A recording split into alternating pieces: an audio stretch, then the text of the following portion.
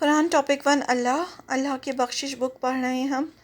پارہ نمبر 8 میں دیکھیں گے کہ اللہ کی بخشش کی کون کون سی آیتیں آئی ہیں۔ بسم اللہ الرحمن الرحیم۔ پہلی آیت ہے سورہ انعام کی آیت نمبر 145۔ سورہ انعام کی آیت نمبر 145 اللہ کی بخشش کی آیت ہے، اسے دیکھتے ہیں ہم۔ اعوذ باللہ من الشیطان الرجیم، بسم اللہ الرحمن الرحیم۔ قل کہہ دیجئے، لا اجدو نہیں میں پاتا، فی ما اس میں جو اوحیا وحی کی گئی، الیہ میری طرف، محرمن کوئی چیز حرام کی گئی، علی طاعم کسی کھانے والے پر، یطعمہ جسے وہ کھائے، الا مگر ان یہ کہ یکونا وہ ہو، میتتن مردار، او یا دمن خون، مسفوحن بہایا ہوا، او یا لحم گوشت، خنزیرن خنزیر کا، فإنہ تو بے شک وہ، رجسن ناپاک ہے، او یا ہو وہ،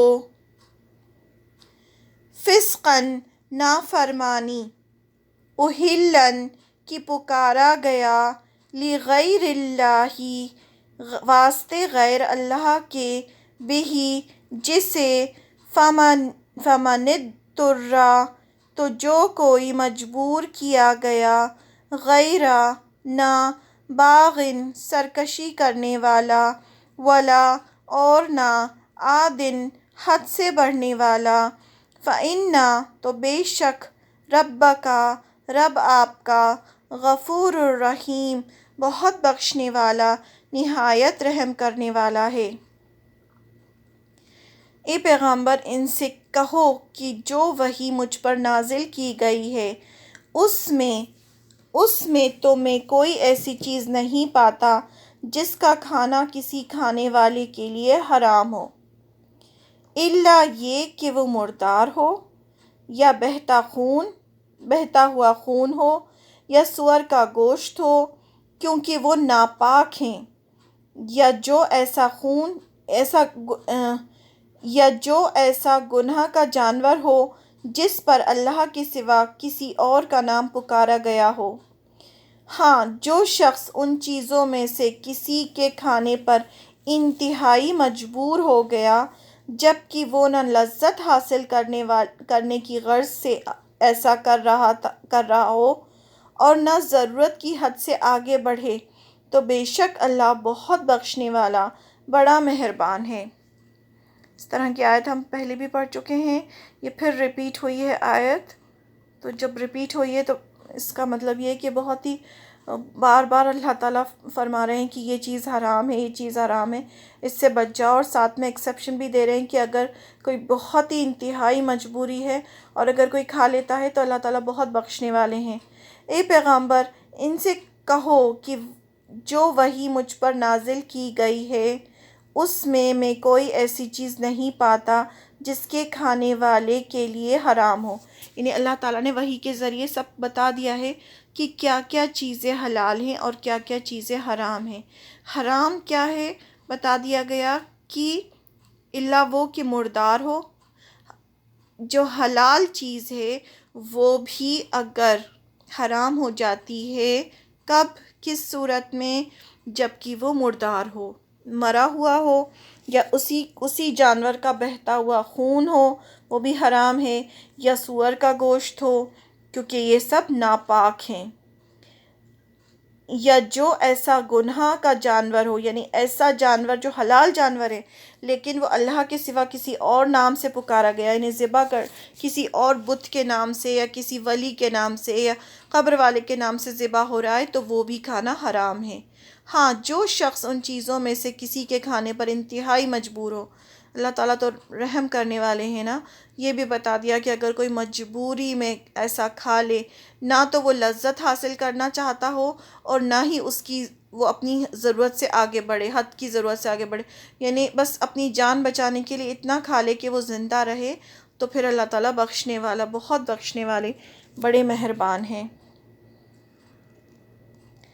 سورہ انعام کی آیت نمبر 165 دیکھتے ہیں. بسم اللہ الرحمن الرحیم. وَهُوَ، اور وہی ہے، الذی، جس نے، جعلکم، بنایا تمہیں، خلائف، جانشین، الارض، زمین کا، ورفع، اور بلند کیا، بعضکم، تم میں سے بعض کو، فوق، اوپر، بعض، بعض کے، درجات، درجات میں، لیبلوکم، تاکہ وہ آزمائے، فیما، اس میں جو، آتاکم، دیا، اس نے دیا تمہیں، ان ربک، بے شک رب آپ کا، سریع العقاب، جلد دینے والا ہے سزا، وَإِنَّهُ، اور بے شک وہ، لغفور الرحیم، البتہ بہت بخشنے والا، بہت رحم کرنے والا ہے. ابھی ہم دیکھ رہے ہیں نا ایک دو آیتوں سے اللہ کی غفور الرحیم صفت کے ساتھ میں شدید العقاب بھی آ رہا ہے. یہاں سریع العقاب آیا ہے. اس سے پہلے ہم نے پڑھا تھا شدید العقاب، یہاں آیا ہے سریع العقاب، یعنی سخت سزا دینے میں بھی جلدی کرتا ہے اور غفور الرحیم بھی ہے.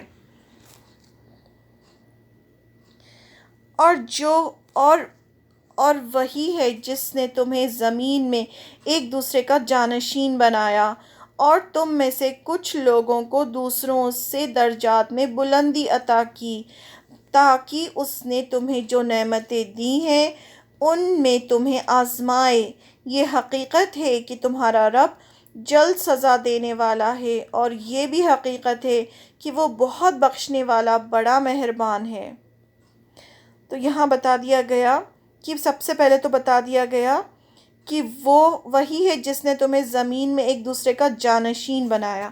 جانشین کا مطلب کیا ہوتا ہے؟ ایک جنریشن کے بعد دوسری جنریشن جو آتی ہے، تو انسانیت اسی طرح سے آگے بڑھی ہے. ایک جنریشن آئی ہے، پھر دوسری جنریشن آئی ہے، اس طرح سے. تو پہلے اللہ تعالیٰ نے اپنا کام کس کو دیا تھا؟ ہم سے پہلے بنی اسرائیل کو دیا تھا. بنی اسرائیل کو چنا تھا اللہ تعالیٰ نے اپنے کام کے لیے. پھر وہ بنی اسرائیل نے وہ کام نہیں کیا، اللہ کے دین کو نہیں پھیلایا. موسیٰ علیہ السلام کی قوم تھی بنی اسرائیل، تو وہ کام اب کس کو دے دیا گیا؟ امت مسلمہ کو دے دیا گیا. تو اس لیے جانشینی جو تھی اب وہ بنی اسرائیل سے لے کے امت مسلمہ کو دے دی گئی. تو اس طرح سے اللہ تعالیٰ نے ایک دوسرے کا جانشین بنایا. یہ بتایا اللہ تعالیٰ نے. پھر بتایا کہ تم میں سے کچھ لوگوں کو دوسروں میں درجات میں بلندی عطا کی ہے، یعنی کچھ لوگوں کو اللہ تعالیٰ نے زیادہ مال دیا ہے، زیادہ حکمت دی ہے، انٹیلیجنس زیادہ ہوتی ہے کسی میں، کسی کو زیادہ اقتدار دیا ہے یعنی اتھارٹی دی ہے، کسی کو اچھی صحت دی ہے، اور اس کے اپوزٹ کسی کو غریب بنایا ہے، کسی کو حکمت نہیں دی. کوئی بالکل بہت غریب ہے تو اس کی پوزیشن بھی پھر بہت کم ہے، اچھی صحت بھی نہیں ہے، کوئی بیمار ہے. تو یہ سب چیزیں اللہ تعالیٰ نے آزمائش کے لیے بنائی ہیں. ہر کوئی آزمایا جا رہا ہے. ہر کسی کو اللہ تعالیٰ آزماتے ہیں. کسی کو دے کر آزما رہے ہیں، کسی کو لے کر آزما رہے ہیں. دے کر جب آزماتے ہیں اللہ تعالیٰ، کسی کو مال دیتے ہیں، تو پھر اللہ تعالیٰ اس سے ایکسپیکٹ کرتے ہیں کہ وہ اللہ کے غریب بندوں کا خیال رکھے جسے اللہ نے نہیں دیا ہے. اللہ تعالیٰ کو کسی کے مال کی ضرورت نہیں ہے، دینے والا تو وہ خود ہے. لیکن پھر وہ ٹیسٹ کرتے ہیں، اللہ تعالیٰ ٹیسٹ کرتے ہیں کہ یہ میرے دوسرے بندوں کا خیال رکھتا ہے کہ نہیں رکھتا. اور دوسرے بندے جو غریب ہیں اللہ تعالیٰ ان کا صبر آزماتے ہیں کہ یہ صبر کرتے ہیں کہ نہیں کرتے، یہ اللہ کی رضا میں راضی ہیں یا نہیں راضی. ہمیں پتہ ہے نا جنت میں جو جتنے بھی غریب لوگ ہوں گے، ایمان والے غریب لوگ، وہ جنت میں دوسرے لوگوں سے 500 سال پہلے چلے جائیں گے، کیونکہ ان کے پاس حساب کتاب دینے کے لیے کچھ ہوگا ہی نہیں. اور اللہ تعالیٰ نے ان کی سخت آزمائش کی ہوگی دنیا میں، تو پھر اسی حساب سے اللہ تعالیٰ انہیں انعام دیں گے، اور وہ دوسرے بندوں سے 500 سال پہلے جنت میں داخل ہو جائیں گے. تو یہ سب جو بھی ہے اللہ تعالیٰ جو کچھ بھی دیتے ہیں یہ سب آزمائش کے لیے دیتے ہیں، اس لیے انسان کو حسد نہیں کرنا چاہیے، یہ نہیں کرنا چاہیے کہ ارے اس کے پاس زیادہ کیوں ہے، میرے پاس کیوں نہیں ہے۔ پھر انسان کیا ہوتا ہے، جب حسد کرتا ہے تو پھر وہ غلط راستوں پر چلتا ہے، پھر وہ سوچتا ہے کہ میں کچھ ایسے شارٹ کٹس اپناؤں جس سے میں زیادہ سے زیادہ پیسہ کما سکوں یا زیادہ سے زیادہ آگے بڑھ سکوں، تو پھر وہ رشوت بھی لیتا ہے، پھر وہ ایسی حرام جگہ سے پیسہ کمانے کی کوشش کرتا ہے، انٹرسٹ بھی لینا شروع کر دیتا ہے وہ اپنے مال بڑھانے کے لیے۔ تو یہ سب ایک طرح کی ناشکری ہوتی ہے کہ اللہ تعالیٰ نے جتنا روزی دی اس پہ قناعت نہ کرنے کے بجائے انسان جو ہے زیادہ سے زیادہ کمانے کی کوشش کرے، دوسروں سے حسد کرے۔ لیکن ایسا نہیں کرنا چاہیے، جو جیسا ہے اس کو ویسے ایکسیپٹ کرنا چاہیے اللہ کی رضا کو، اور اسی میں اللہ کا شکر ادا کرنا چاہیے۔ جو بھی اللہ تعالیٰ نے نعمتیں دی ہیں تو اس کا شکر ادا کرنا چاہیے، کیونکہ جب ہم نعمتوں پر شکر کرتے ہیں تو وہ ان کی حفاظت کا سبب بنتی ہیں، لیکن اگر ہم نعمتوں کا کفر کرتے ہیں، یعنی ناشکری کرتے ہیں کہ میرے پاس تو یہ نہیں ہے، میرے پاس تو وہ نہیں ہے، تو جو نعمت ہوتی ہے وہ بھی چھن جاتی ہے۔ جیسے ایک آدمی کے بارے میں آتا ہے نا کہ اس کے پاس صرف ایک چادر تھی، تو اس کو کسی نے کہا کہ اللہ کا شکر ادا کرو، تو اس نے بہت غصہ کیا کہ میں کیا اللہ کا شکر ادا کروں، اللہ نے مجھے دیا ہی کیا ہے۔ تو جو اس کے پاس ایک چادر تھی وہ بھی اس سے ہوا چلی اور وہ بھی چھن گئی۔ تو جب ہم اللہ کی ناشکری کرتے ہیں تو جو ہوتا ہے ہمارے پاس وہ بھی چھن جاتا ہے۔ یہاں دیکھا نا اللہ تعالیٰ کی کون سی صفت آئی ہے، سریع العقاب، وہ سزا جلد دینے والا ہے سزا، یعنی ہمیں نہیں پتا کہ وہ اللہ تعالیٰ کی سزا کس طرح سے ہمیں ملے۔ تو یہ ہم نے جب ہم نے اللہ کی نعمتوں کی ساری آیتیں پڑھی تھی تب بھی ہم نے پڑھا تھا کہ کس طرح سے اللہ تعالیٰ نعمتیں دیتے ہیں تو اللہ تعالیٰ نعمتیں چھین بھی سکتے ہیں۔ تو اس لیے ہمیشہ اپنی نعمتوں کی حفاظت کرنے کے لیے ہمیں نعمتوں کا شکر ادا کرنا چاہیے۔ نعمت آزمائش کے لیے ہوتی ہیں، اور وہ ہے جس نے تمہیں زمین میں ایک دوسرے کا جانشین بنایا اور تم میں سے کچھ لوگوں کو دوسروں سے درجات میں بلندی عطا کی۔ تو یہ بھی اللہ کی آزمائش ہے، تاکہ اس نے تمہیں جو نعمتیں دی ہیں ان میں تمہیں آزمائے۔ یہ تمہیں کیوں ایسا کیا ہے؟ آزمائش کے لیے۔ اللہ کی ہر نعمت ایک آزمائش ہوتی ہے۔ اللہ تعالیٰ دیکھتے ہیں کہ کون اس نعمت کا شکر ادا کرتا ہے اور کون کفران نعمت یعنی اللہ کی ناشکری کرتا ہے۔ اب گناہ کیا ہوتا ہے؟ گناہ اس میں یہ ہے کہ اللہ کی نعمت کا شکر ادا نہ کرنا۔ جو نعمت کا حق ادا نہیں کرے گا وہ گناہ کرے گا، اللہ اسے بطور سزا وہ نعمت چھین بھی سکتا ہے، وہ چھین لیتا ہے اللہ تعالیٰ جب اس کا حق ادا نہیں کرتا۔ جیسے آپ کے پاس بہت مال ہے تو آپ وہ مال کو غریبوں میں بانٹیں، اپنا جو بھی صدقہ زکوٰۃ ہے وہ زکوٰۃ کے علاوہ صدقہ بھی کریں، غریبوں کا خیال رکھیں، یتیموں بیواؤں کا خیال رکھیں۔ جب اللہ تعالیٰ نے آپ کو اتھارٹی دی ہے تو اس حساب سے آپ دوسروں کا بھلا کریں۔ تو یہ سب چیزیں جو ہیں نعمت، اور پھر نعمت کا جب ہم جیسے اللہ تعالیٰ نے گاڑی دی ہے تو اللہ کے راستے پہ اسے چلائیں، نہیں کیونکہ ایک ایک چیز ایک ایک نعمت کا حساب ہوگا۔ اللہ تعالیٰ پوچھیں گے کہ میں نے تمہیں یہ نعمت دی تھی، تم نے اس کا کیا کیا، اللہ کے راستے میں کتنا لگایا۔ اور یہ جو مال اور اولاد، یہ دو چیزیں ایسی ہیں نا کہ انسان اس کو اپنے لیے صدقہ جاریہ بنا سکتا ہے۔ یعنی اللہ تعالیٰ نے جو اولاد دی ہے اگر ہم اس کی صحیح تربیت کرتے ہیں اور وہ ہمارے مرنے کے بعد جو بھی اچھا کام کرے گی تو اس کا سارا ثواب ہمیں ملتا رہے گا۔ اسی طرح سے اللہ تعالیٰ نے اگر ہمیں مال دیا ہے اور اگر اس مال کو ہم اللہ کے راستے پر لگاتے ہیں، اگر اچھی جگہ لگاتے ہیں، کہیں مسجد بنوانے میں، کہیں مدرسے بنوانے میں یا تعلیم کے کام میں کہیں ہم اپنا مال لگاتے ہیں، تو جب تک لوگ اس سے فائدہ اٹھائیں گے وہ ہمارے لیے صدقہ جاریہ ہوگا۔ تو یہ نعمتوں کی حفاظت اس طرح بھی کی جاتی ہے۔ یہ حقیقت ہے کہ تمہارا رب جلد سزا دینے والا ہے، یعنی وہ اپنی دی ہوئی نعمت کو چھین بھی سکتا ہے، وہ اتھارٹی بھی چھین سکتا ہے، وہ آپ کی صحت بھی چھین سکتا ہے۔ اللہ تعالیٰ نے آپ کو اتنی صحت دی ہے، اب آپ اس کا استعمال نہیں کر رہے اور آپ اللہ کا کوئی کام نہیں کر رہے، آپ صرف اپنی باڈی بنانے میں لگے ہوئے ہیں اور دنیا میں اپنی خوبصورتی ظاہر کرنے میں لگے ہیں، کوئی کام نہیں کرے، تو اللہ کے ہاتھ میں اللہ تعالیٰ آپ کی صحت کو بیماری میں بھی بدل سکتا ہے۔ اللہ تعالیٰ کچھ بھی کر سکتا ہے۔ آپ نے اس کی صحت کی ناشکری کی، اللہ نے آپ کو بے حساب وقت دیا ہے، آپ اس وقت کا استعمال نہیں کر رہے، آپ اس وقت میں فالتو کام کر رہے ہیں، اللہ کا کوئی کام نہیں کر رہے، تو وہ آپ سے وقت چھین بھی سکتا ہے۔ اسی طرح سے اللہ سے ڈرنا چاہیے ہر وقت۔ جو اللہ کی نعمت ہے اگر ہم اس کا صحیح استعمال نہیں کریں گے تو وہ نعمت ہم سے چھن بھی سکتی ہے۔ اور یہ بھی حقیقت ہے کہ وہ بہت بخشنے والا، بڑا مہربان ہے۔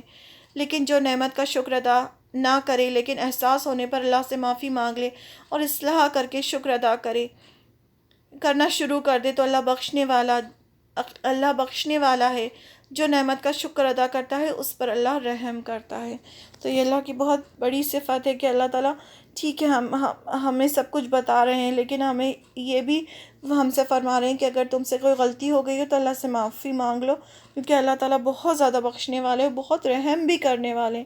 بخشش کے ساتھ اللہ کی رحمت بھی جوڑی ہے، یعنی ایک تو ہوتا ہے بخش دیا، چلو ٹھیک ہے بخش دیا، لیکن ساتھ میں رحمت بھی آتی ہے اللہ کی، آگے کے لیے، ہماری آگے کی زندگی کے لیے رحمت آتی ہے، اور قیامت کے دن بھی اگر اللہ کی رحمت ہوگی تو ہی ہمیں اللہ کی جنت حاصل ہوگی، کیونکہ انسان کے کام ایسے نہیں ہوں گے کہ وہ اتنی بڑی چیز جنت لے سکے، یہ صرف اور صرف اللہ کی رحمت سے ہوگی۔